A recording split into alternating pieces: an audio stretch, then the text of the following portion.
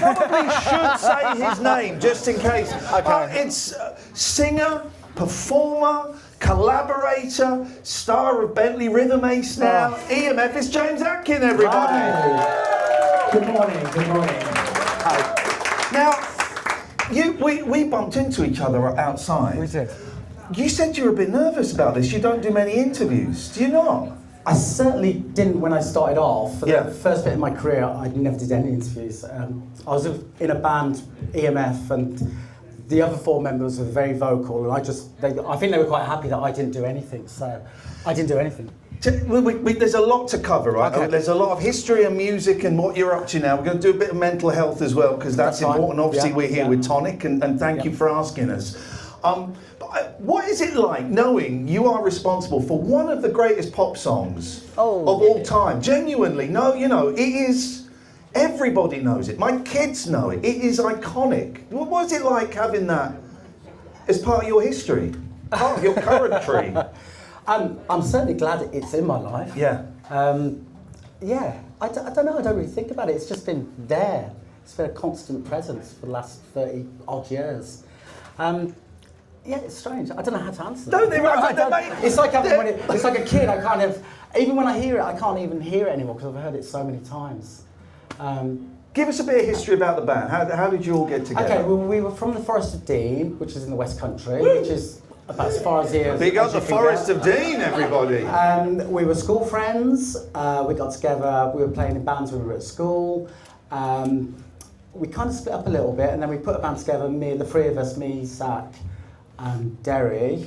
I don't know if you know the members or not. And then Iain was a guitarist up the road in Gloucester, and he was a little bit older. You won't mind me saying that. A couple of years older. He'd already had some experience in a band called Mosaic. He had a record deal.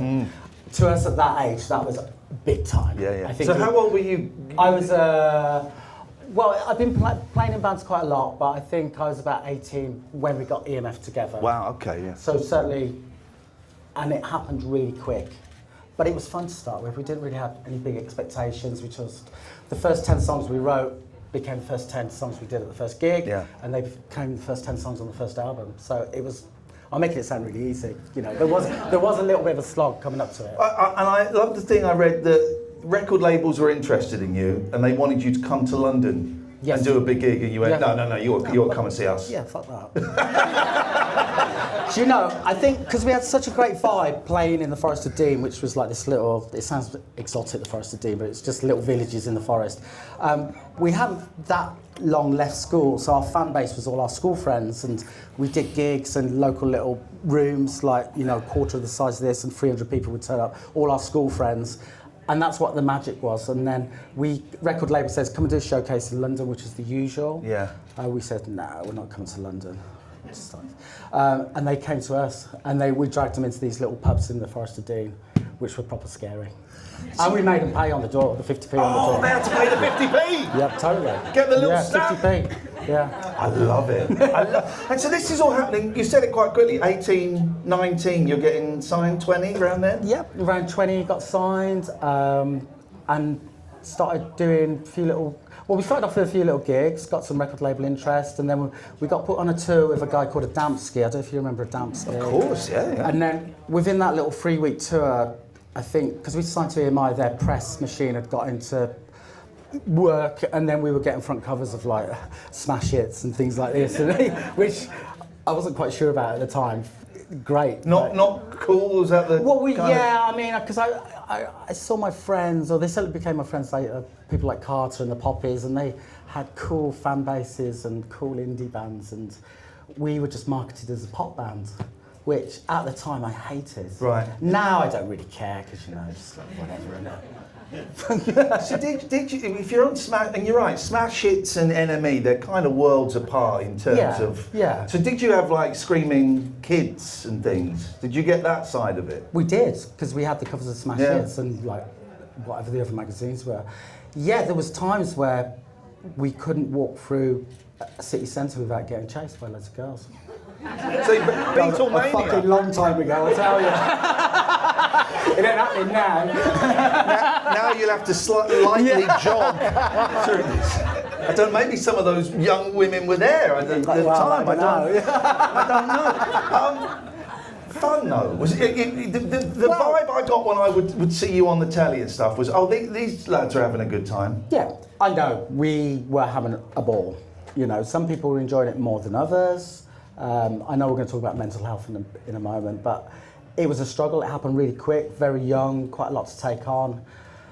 Some of the members took it in their stride and really enjoyed themselves. Okay, yeah. So, yeah. Where I was always a little bit, oh no, I don't want to be a singer in a band. I do want to be a singer in a band, but the attention was just a little bit overpowering. Well, let's go into that. I'm assuming back in the day, I've spoken to other people who, became successful in music, and especially back then, there was no one there to kind of help you navigate what fame meant. Were you left on your own devices to work out what fame meant, what your role was? Yeah, totally. I think I'm hoping it's different now for young artists coming through. Certainly places like Tonic are really good help.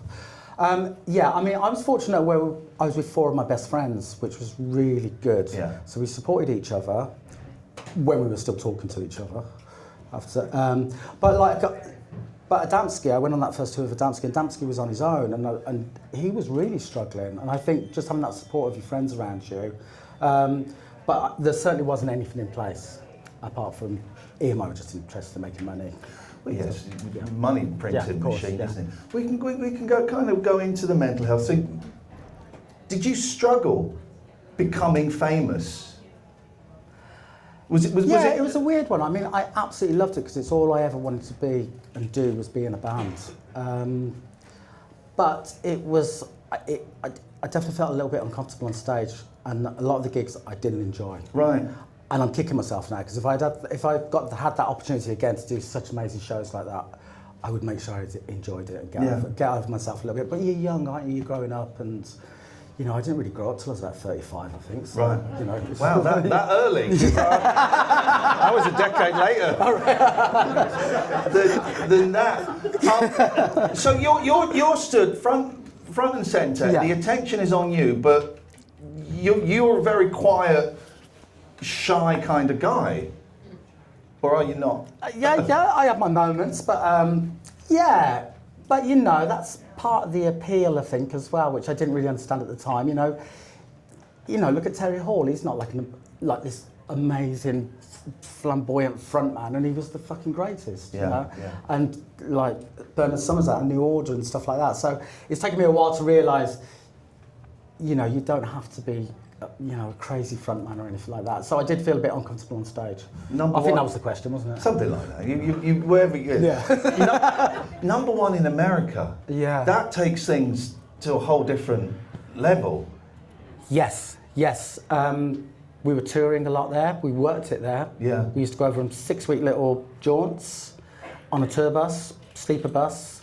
Used to just turn up in a town, do the sound check, do the press, do the gig, do the after show, meet the record label, do a radio show in the afternoon, do a record store sign-in. So it's like full on. And then we'd party all night long, fall asleep on the bus, wake up in another town and do it all again. And we did that for 6 weeks on quite a few slots. So it's quite, there's no way I'd get away with it now. Yeah. You know what I mean? It'd kill me. Like this weekend's going to kill me. You were saying earlier, last time you were here, you had a bit of a heavy night and you were wiped out for the rest of it. Yeah, about 2 weeks after, yeah. Not this year though. Although the day is young, isn't it? I'm not getting for a Bentley's gig yet, so. I saw some lads at breakfast at 9:30 down in the Pines. They were having a great day. I can see a few. Yeah, here. no, it's good. I like it. It's good. How did the I'm a Believer come with about? Vic and Bob? With Vic and Bob. I mean, because I'm a huge Monkeys fan, right? So you guys are covering I'm a Believer. How did that happen? I have a feeling it was a charity record. I think the year before they'd done one with Miles and the Wonder Stuff. Yeah. Dizzy. And then I think we were seeing Vic and Bob around, and I think Vic approached one of us, probably Iain, the guitarist, because he used to hang around at the Grouch show and all that shit. I never did that.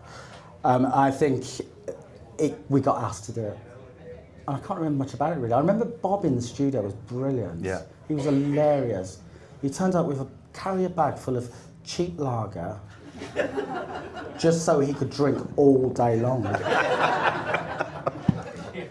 So, but yeah, he's, as you see him on the TV now, exactly the same. I mean, you must know Big. I know Bob a bit, and he's one of those people, you're sat with him, he'll be telling you something quite serious, but you're just dying of laughter because there's something about it, yeah. Have you seen the last one, Laughing? I haven't seen that yet, no. It's classic, it's so funny. Schubert Dip. Yep. Tell me about that. How did... Well, they weren't the first 10 songs. Yeah, they were. Were they? Near enough, yeah. That's amazing. Yeah. So how long ago is that now? It's about 30... What year was it? 90? 91? 1990, that was. 36 years. God, we got old, man. But we got old. But so they were pretty much the first set that you had. You went in and you recorded that. Yeah, we wrote them as a necessity because I think we booked a gig and we didn't have any songs, so we had to write the songs really quick. Yeah. Me and Iain, I used to go up to his place in Gloucester, sit around his mum's piano, and we just rattled those tunes off, like I Believe, Children, and all those tunes off that first album. What is it? I'm fascinated by pop acts, right, and rock bands and all kinds of things. When they become super famous, and then the third album certainly didn't sell as well as the first album. The second album didn't either, yeah. Did it not? Was that a bit of a dip in numbers? Oh, totally, yeah. Yeah, totally. What's that like for you? Is it scary? How do you respond to that? Yeah, it was scary. Certainly been signed to a major record label. We didn't have any breathing space. And I think we recorded the first album, obviously it was massive. The second album, people really like, but there was no big singles on it and it didn't really sell that well. Although people still say that's the album that they like about EMF. Right. By the time we come to the third album, the band was very different. It wasn't very coherent. We were all in different places and we'd lost our way by then. So I'm surprised we got to a third album, to be honest with you. And then what happens? Do you have a conversation saying, lads, this isn't working, goodbye? Do you stop phoning each other? How does a band split up? The first thing, you lose your funding, so you can't pay. Right. So a record label drops you.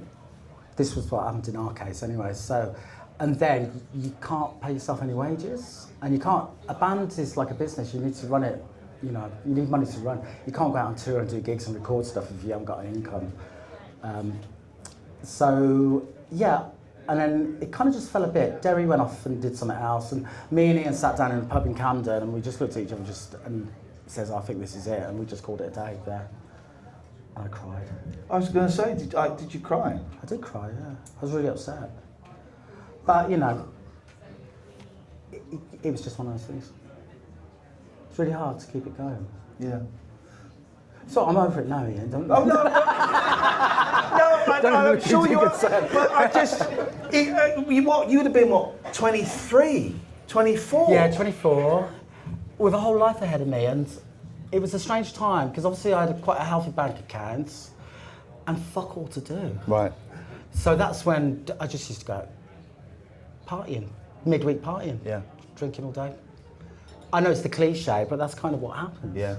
You know, it's like, and I wasn't being very creative, and the reason I wasn't being very creative is because I was kind of just getting battered all the time.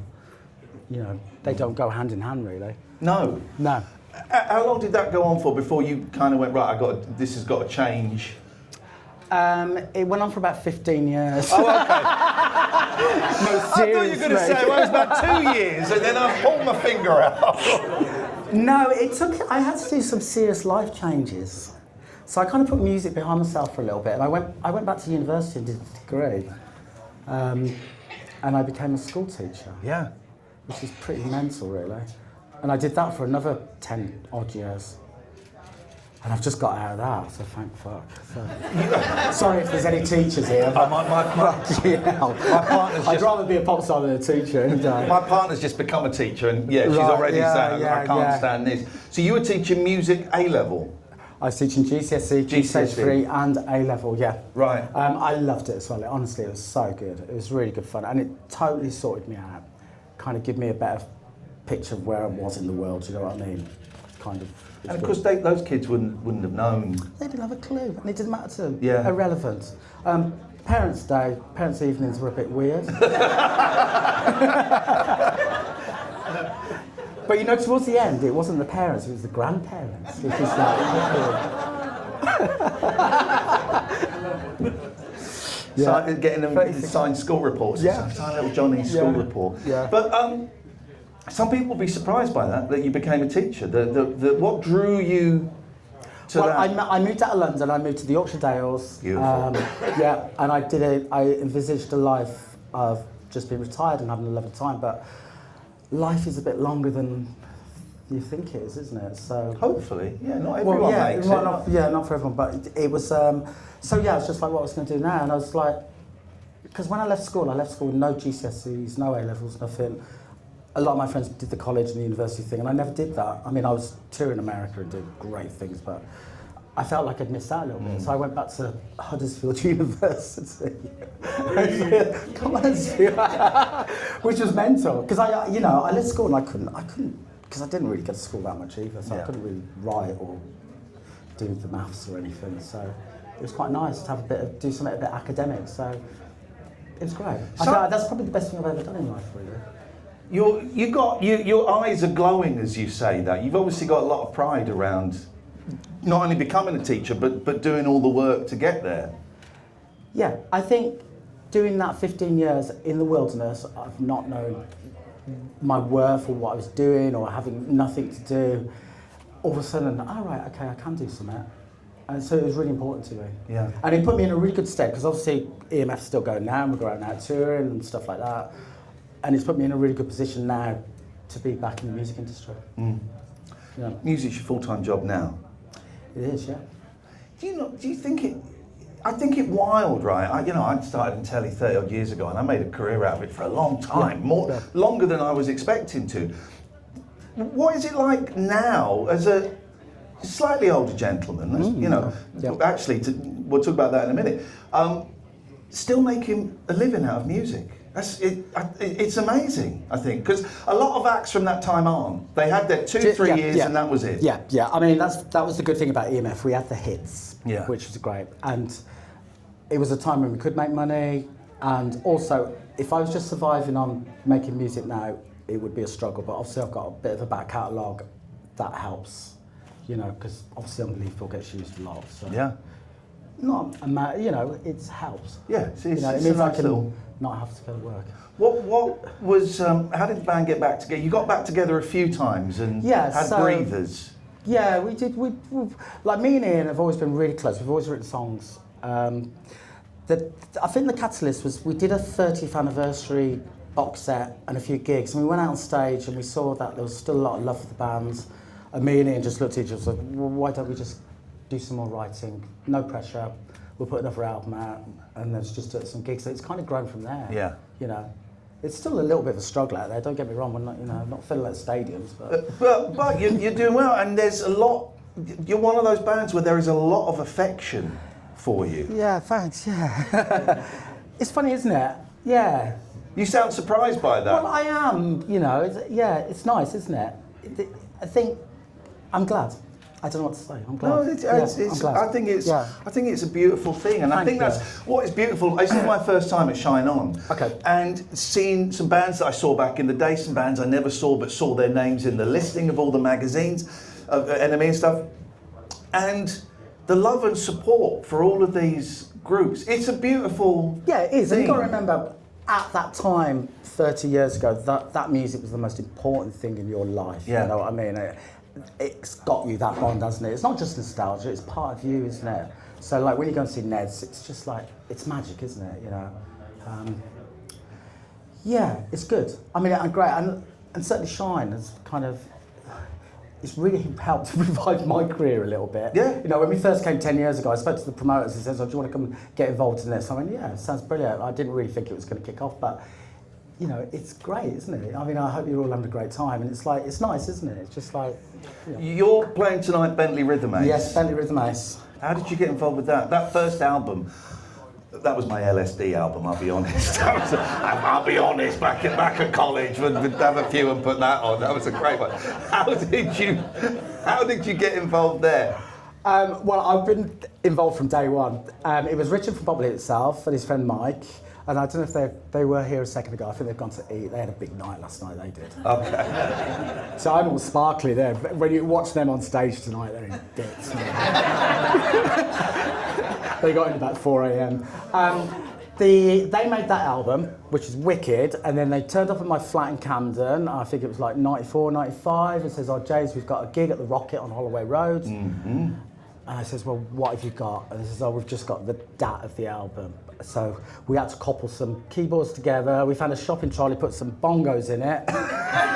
Fuzz turned up, and then, honestly, it was wheeling it up Holloway Road. And that was the first gig. And then after that, I don't know what happened. I just started playing for them. I've been there from the start. Yeah. And I honestly love it. Yeah. It's such a relief. After EMF, where I was the front person, and that's quite a lot of responsibility to kind of keep your shit together, not lose your voice, don't look too much of a fucking idiot being drunk on stage. But Bentley Rhythm Ace, on the other hand, you can go, and honestly, I spent like 5 years, we did every festival every summer, and I was completely off my trolley. Loved it. Loved it. Good. Were you up at 7 o'clock this morning going for a run? I was. I saw on your Instagram showing off your smug git. Looking all Do you know, it's because the year before I didn't get to bed till 10 a.m, so I thought I was just trying to prove to myself that I could do it. I've been kind of stalking you on your Instagram. Where were you setting off that air raid siren? That was my house. Oh, that was your house. That was my house in Yorkshire. I did wonder if you'd done it. Yeah, no, I'm trying to scare all the elderly population. How do you find social media? Do you enjoy it? I mean, obviously it's kind of useful for promoting stuff. Do you enjoy it? Are there downsides to it for you? It's really useful for promoting stuff, and it's a necessity that I have to use it. My wife doesn't use it. She's completely... I think she might still do Instagram, but you won't see her on Facebook anymore. There's so much hate and horrible stuff on there. I'm not so bad because I use it for just looking at bands, gigs, stuff like that. So, but I think you can get sucked into it. I mean, it's not a very nice place. Yeah. And there's so much nastiness out there. I've encountered so much nastiness, and I feel like I'm a bit more resilient because I'm older and I can kind of take this shit. But if you were a young up-and-coming artist and you were getting some of the stuff, the abuse, it must be really hurt. It hurts me, but you know, I can kind of brush it off a little bit. It's nuts, isn't it? That back in our day, if you wanted to tell a celebrity or a pop star they were a dickhead, you had to find a pen, find some paper, write a letter, but now you can send that message direct to someone's pocket. I don't like you, I think you're rubbish. Straight to their pocket. It's nuts. Crazy, isn't it? Yeah, and it's true, when you're scrolling through, you see all the nice, and you just see that one, and you're just like, it fucking plays on your mind, man, honestly. Yeah. When EMF were at their peak, one of the things that we like to do in Britain is we really like celebrating people, then we go, their time is over, we're going to destroy them. There were elements, you got uncomfortable as I brought this up. No, it's all right, go on. How does a young man, how does a group of young men get through that meanness? I don't know, because we didn't have that back in the early 90s. Right. So I didn't really notice all that. Obviously, I thought everybody hated us and everyone thought we were shit. Right, seriously? Oh, totally, yeah. Yeah, oh man. I'm sorry you felt like that, that's awful. I don't fucking feel sorry for me. I feel fucking sorry for you. Do you know what? I keep bringing this up. I did this gig once with Jim Bob, and I don't know if any of you were there at ULU. It was fucking crazy. I love Jim Bob, what a nice bloke. He's such a fucker, man. I still, like, me and him slap beef. We're best friends, really, but we did this gig with them. We were their secret support at ULU. And I reckon Jim Bob must have been winding his audience up, saying, oh, EMF, those pop stars are coming to support us. Give them loads of shit when they go on stage. No. So I walked on stage and honestly, man, I got hit by about 200 plastic glasses. I was just like, fuck. Like that. And then it started getting a bit fucking scary and sketchy, and it was like people trying to get on stage, and it was brawling and all that. And I walked off and I was really upset, and I went back on, and I don't think we actually got to finish the set, but that was one of the instances where I thought, all right, the indie fraternity actually hate EMF, you know. And I wanted to be in a band like Carter. I wanted to be like the Poppies. I wanted to be, you know, like that. So that kind of hit me for a while. But I'm all right now. You're looking at me worried again. Hey, I had a big hit. That's what I just keep saying to them, yeah? I can get over it. You did have a very, very big hit. I'm glad you remember. Tonic obviously is it works a lot with mental health, and I work now as a counsellor. I've retrained as a counsellor, and a lot of my clients are people from the telly and from the radio. How is your mental health in general? How has it been? How do you look after yourself in that respect? I certainly need to keep it in check. I do things to help. I don't do any therapy or anything, although I have thought about it quite seriously. But I do simple things like eat well, exercise. I don't really take drugs or drink anymore, which has really helped. And that's kind of it, really. And then life is kind of quite stable at the moment. Yeah. Which is really good. Yeah. Yeah. And also getting older, I know you just get a little bit wiser, don't you? And I think getting older is quite cool. It's certainly been good for me. It is quite cool, isn't it? Yeah, it is. Yeah. And it's my birthday today, but but I'm only saying that because I woke up this morning thinking, fucking hell, mate, you're 57. In 3 years, you're going to be 60, and then, which that's still great. But if I go back to like the early 90s, if I was looking at a 60-year-old, I'd think, ooh, what they do, that's shine. You know what we have to do now? You mentioned. That's probably quite a good age for shine, actually, 60. You know what we have to do now? You mentioned your birthday. No, don't. Happy birthday to you. Happy birthday to you. Happy birthday, dear James. Happy birthday to you. Well done, man. Well done. I'm a bit nervous about this. How's it gone? It's been all right. Can I just say how lovely Iain is? Big fan of him. I was so excited to meet you. We met earlier outside. We both were a little bit nervous to encounter you. Go, oh my God, I'm a big fan of you. Well, I'm a big fan of yours. So it's been lovely, mate. Honestly, I've really enjoyed this. Thank you. James Atkin, ladies and gentlemen. Thank you very much.